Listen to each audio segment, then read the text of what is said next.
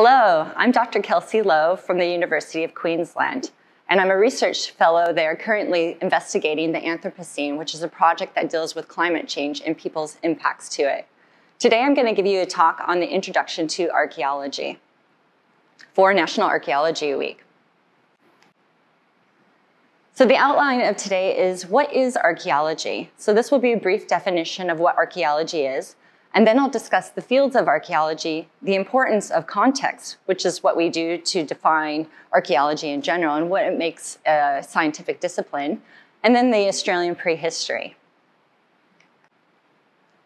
So what is archaeology? When you think about archaeology, I'm sure you come up with a couple of ideas in mind. Some might have to be dealing with, big places such as Uluru, or looking at the coastal landscapes that we see. Sometimes it might be fossils, which is also something that we discuss in terms of the past and the humans. But it also could be little objects that we see as stone tools or artwork. And all of this is all encompassing of archaeology because it deals with human beings. But I want to ask you a question. Do you think that this is archaeology? When you think of the term archaeology, do you think of Indiana Jones or Laura Craft from Tomb Raider? Because often when we ask people, what is an archaeologist, they think that's this, that someone goes around looking at cool objects in terms of finding stuff about the past.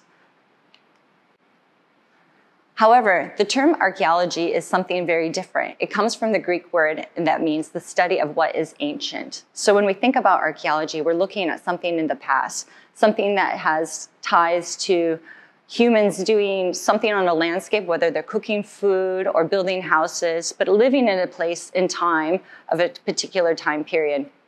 And it gives us an idea of who these people are and what kind of day-to-day activities they did. And that's what archaeology is, studying ancient objects of the past to understand human beings more.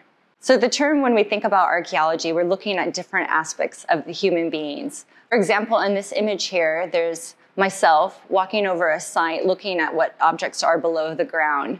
But this is also a secret sacred site in terms of a rock alignment.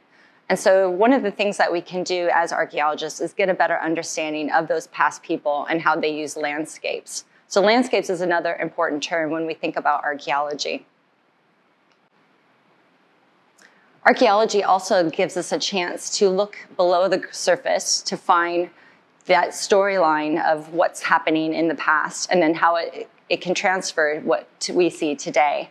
So in this slide here, we've got a person who's excavating and they're taking different measurements of an old burned house. And this is in the southern Mississippi site that dates to about 2,000 years ago. And this is the idea of context, which I'll talk about more in detail. But here you can see that a person is looking at different layers over time to make sense of who was there and what those people did on that landscape. So archaeology also encompasses other aspects. When we think about the objects that we're looking at, we can look at different types of fields of archaeology, which is what I'll go into a little bit more. But in the first image, we can see a person outside a rock shelter. So rock shelters are part of the sites that we're looking at. We're also looking at earthen monuments, which we see in the center screen. The buildings or house, which is over on the far top right. And then we've got stone tools and animal remains, and then ceramics. So those are things that people make to do day-to-day things such as cooking and eating. And all of that is part of archaeology. We use these bits of information to understand what the people were doing of the past.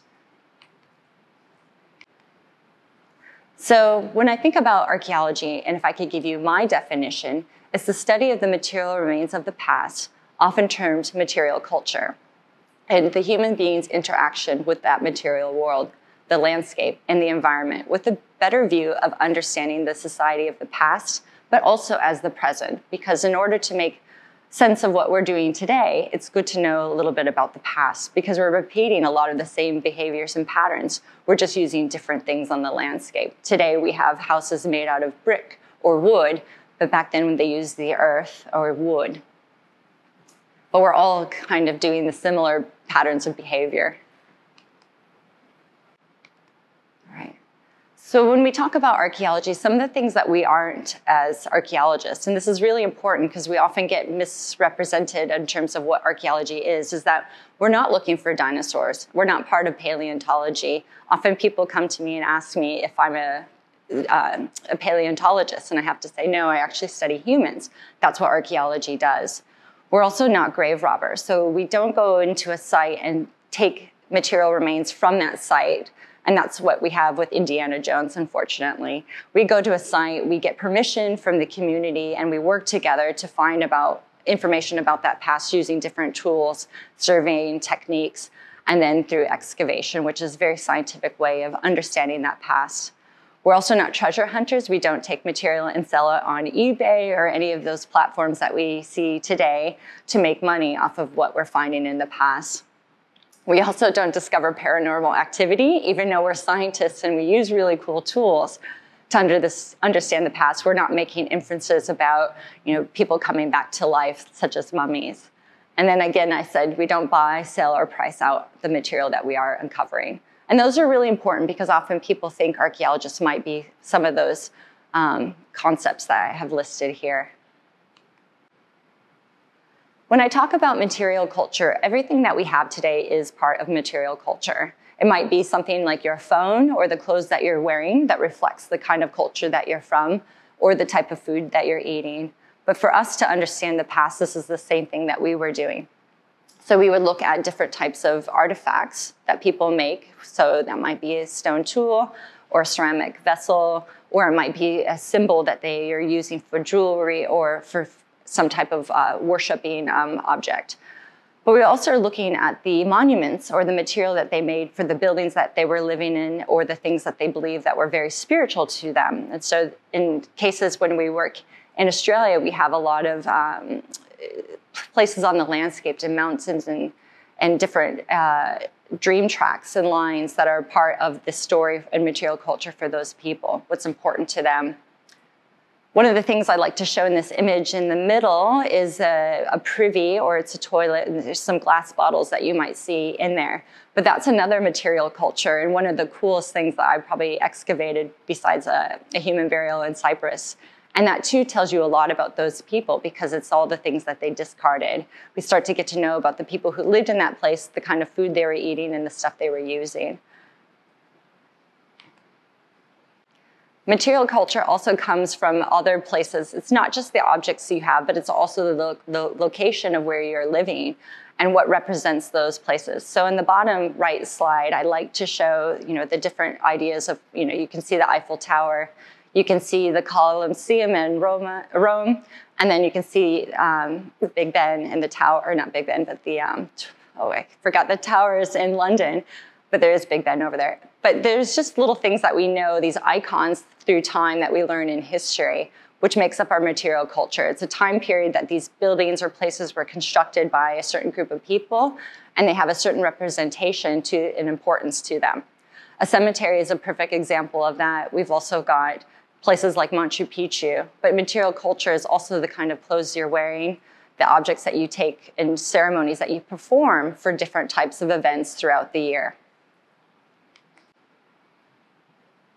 When we talk about archaeology, one of the main things that you probably hear of is artifacts. So when you think about artifact, you might think of a material object or some type of object that's constructed by people of the past. And that's really what it is. It's a human-made object made by someone in the past, and that's how we defined the material culture that we're uncovering today. And so we, as archaeologists, are trying to understand that past by looking at these different artifacts through time and different places. Once we get a knowledge of a particular area, we can start to make inferences about the people who are making the type of material we're finding, whether they're a male or female. We can also start to understand the time periods that these material objects are being constructed and formed by looking at other sites and comparing them with one another to come up with an idea. So for example, you see this is a ceramic pot that came from the southern part of Arkansas and upper northwest Mississippi area in the United States. And we know through time that these are very special ceramic vessels, that the culture that constructed them were used mainly for rituals. You can see that there's drawings on top that indicate some of the symbology that's associated with those people. But it's also a ceramic vessel that made to look like a human being, so it has a lot more inferences in there. And when we start to see these in other sites, we can start to compare them into a time period. Now I'm going to talk about archaeology in terms of what it encompasses in the different fields that we think about today that you are probably doing in school right now in your different courseworks, but also the things that archaeology is not just one field, it's actually combined of lots of different multidisciplinary fields. So for example, we have hard sciences like chemistry, geology, geophysics, earth science, and biology, which we use those different types of fields as part of what we do. And then we have soft sciences like linguistics, humanities, sociology, and anthropology. And together we can use all of the different disciplines to understand what we're doing.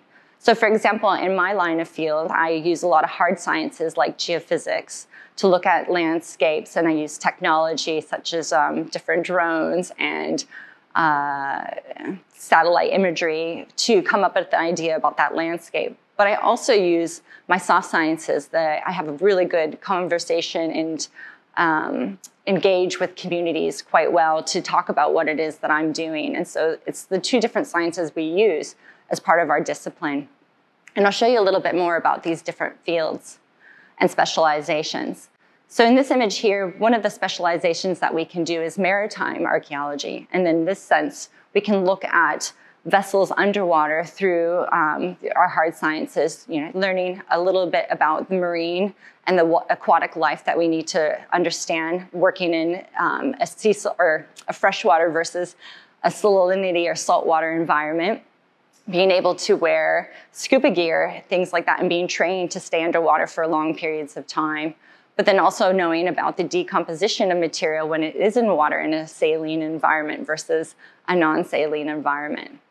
And the other things that we can do that we have at the university that I'm currently working is that we also look at the biological aspects, so looking at plants and starch remains on sites to understand the type of foods and environment that people were living in, because what we see today is not what we saw of the past. We look at animal remains so we can understand the type of food that people were eating. And then we also have different specializations looking at human remains and the different chemical compositions of stuff in the ground. So it's really kind of a wide range of things that we do as archaeology. It's not just going to a site and finding something. We become specialized in these different fields.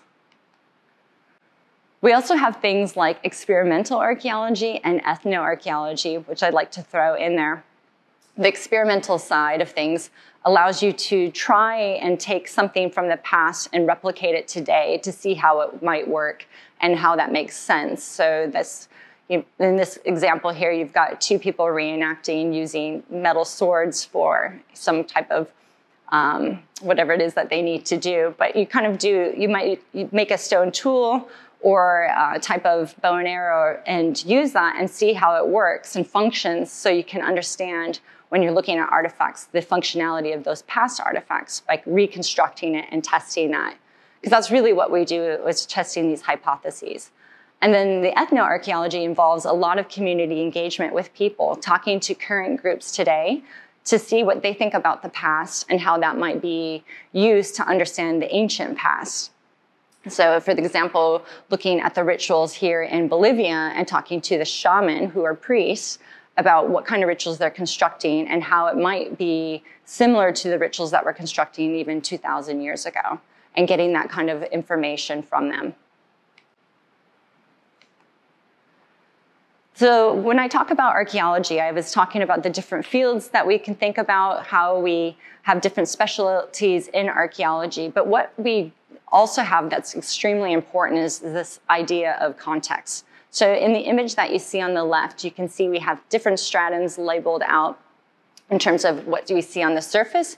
And as we go down in depth, we are actually going down in time to those first layers that we see on Earth before we get to a point where we start seeing human impacting that. And context is really, really important. And this is why archaeology is not grave robbing or digging dinosaurs or anything like that. What we do is we are using a method to come up and remove layer by layer by layer to get to the point of the information we want. And then we record everything through pen and paper, tablets, all of that information. And we use that to make an idea and sense and interpret what we know about those people that we find in that particular area.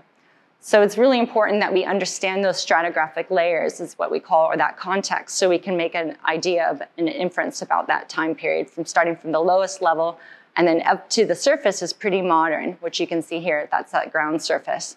So if we dig a hole out today, maybe 500 years from now, and we do a hole in Brisbane, we could probably see the different layers of when people first came to Brisbane, and then we get to different parts where the last layers we might start to see plastic and other kind of material in there that we wouldn't have seen 2,000 or 3,000 years ago. So it makes sense because plastic is something that came much later in life. The other aspects I have is the context of the environment that you're working in. So not only are we looking at stratigraphy, but what you see on the surface. So the images that I have on the right are artifact scatters. This is a very common thing that we see in the Australian landscape. And so we need to make sense about what kind of people were here and what these artifacts might mean in terms of the landscape. And on the very bottom right, we actually have a hearth or a heat retainer. It's a cooking oven. So we know people were using that particular part of the landscape to cook food. And the other ones, the other two images show that people were coming to a location, taking raw material, flaking it off, and leaving it there as debris. So those are the things that we need to know about. And through time and training, you get to understanding of what's happening on that landscape. But they're all created by humans, which is pretty cool. So the last thing I want to get into when we talk about archaeology is that the Australian prehistory goes back quite a far time. And it's really important for people living in this area to have an idea about changes of time and the time span that we have, because it's hard to think about 65,000 years ago. But in 65,000 years, we had people that started coming across into the Australian continent. And this image here is showing you a couple of the oldest sites that we had on this landscape. And a lot of them are concentrated in the northern part of Australia, but then we have some down in Victoria, or maybe New South Wales, and that's probably New South Wales, there on the very bottom. And what we've been able to find by looking at context, looking at the stratigraphic layers of time, we started to get an idea of when people came to this environment. And through different specializations, we could date sites as far back to 65,000 years. At one time, most people thought sites were about 45 to 50,000 years in Australia. But on a project in 2017 by Chris Clarkson and a few other researchers, we were able to determine that that site is quite indeed older. So this means that people came into this continent for a long time ago and have stayed here for a long time. This is an image on the left is what the environment would have looked like when people first started coming. So the thing that we have to think about in terms of our discipline is the different sciences. And we can also look at sea level rise and change. And at this time, sea level was quite low, which meant there was a lot more landmass for people to come into and get access to Australia, which is really important when we think about sea level change. And then we get to a period about 45,000 where the sea levels start to lower, and therefore the less people are traveling in and out of Australia. But this changes through time. But when we look at this, is the different waves of migration that people can get into a particular area, which makes Australia really unique for having that kind of a landscape. This is a nice little diagram to show you the movement of people from what we call Sahul and Sudna and the Wallacean line, where you can see those white arrows, into the Australian landscape. And this slide is here to show you the changes in the importance of sea level when we look at people and the first peopling of particular areas. And so you can see what the landscape looks like up on top versus what happened when the sea levels start to rise. They start to cut off these different areas and create these different isolations. So one time you think about if you live in the Brisbane area, the land between the Brisbane River and Stradbroke Island were actually connected. The sea level was so low that people could walk back and forth.